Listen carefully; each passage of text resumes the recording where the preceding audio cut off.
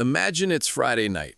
You just got paid. You open your banking app, and for the first time in years, the numbers actually look good. You've followed the rules, you've skipped the $7 lattes, you've meal prepped until you're sick of chicken and rice, and you've funneled every spare cent into a diversified index fund. By all accounts, you were winning. You're the responsible one in your friend group. But then you look at your life. You're exhausted. You're stressed about a $40 dinner invite. You feel like you're running a marathon on a treadmill, working harder and harder just to stay in the exact same place emotionally. Why does doing everything right feel so much like losing? My name is Prime, and I spend way too much time thinking about the hidden psychological toll of building wealth. If you're someone who feels like your bank account is growing, but your quality of life is shrinking, make sure to hit that subscribe button and give this video a thumbs up if this helps you out. Because today, we need to talk about the silent cost of being financially responsible. The assumption shift. Here's the thing. We are taught that financial freedom is a math problem. We're told if we solve for X dollars, we get happiness. But look, I've looked at the data and I've talked to thousands of you, and there is a massive lie at the heart of the FIRE movement and traditional financial planning. The lie is that sacrifice is linear. We assume that if we sacrifice 20% of our fun today, we get 20% more freedom tomorrow. But in reality, the psychological cost of extreme frugality compounds just as fast as your interest, except it compounds in the wrong direction. The shocking reality of optimization. This is where it gets really interesting. A recent study on consumer behavior found that hyper-responsible savers actually experience higher levels of cortisol, the stress hormone, when making any purchase compared to those with no savings at all. Think about that. You worked hard to have the money so you wouldn't have to worry, but the act of saving it turns your brain into a high-alert security system that views every dollar spent as a breach of security. Most people don't realize that the sunk cost fallacy doesn't just apply to bad investments, it applies to your lifestyle.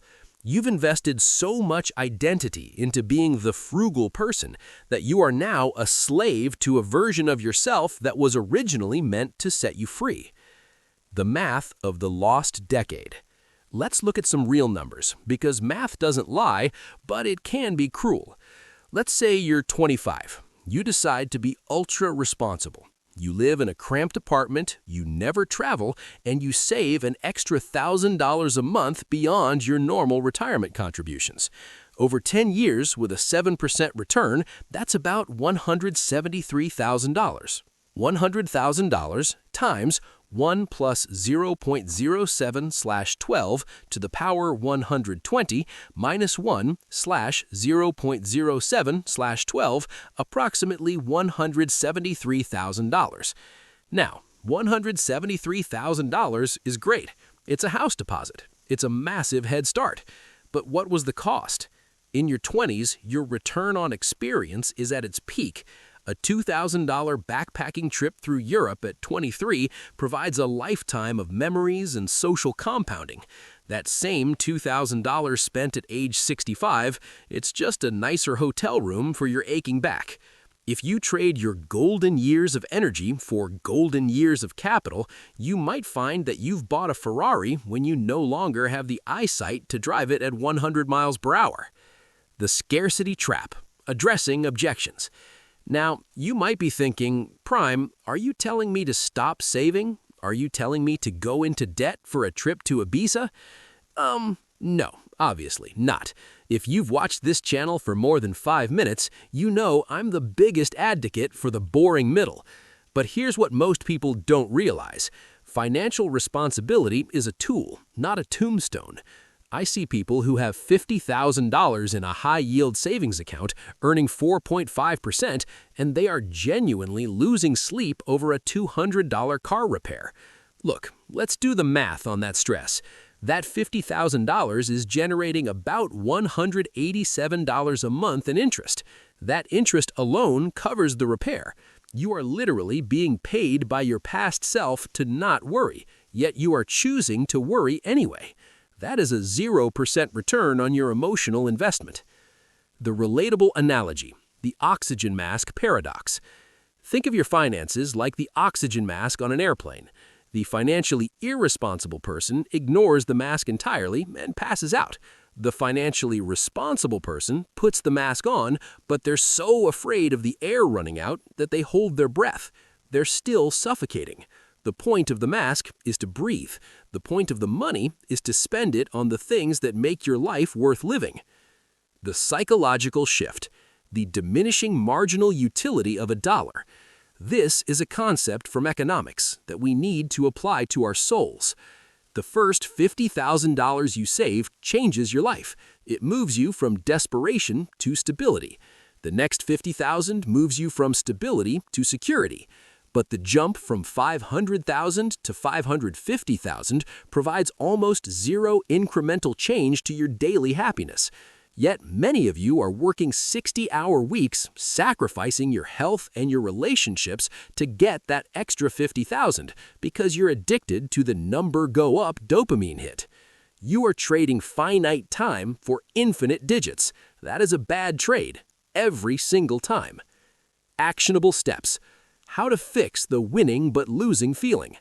So, how do we fix this? How do we stay responsible without becoming a miser who dies with a huge bank account and a tiny life? 1. Define enough. The hard way.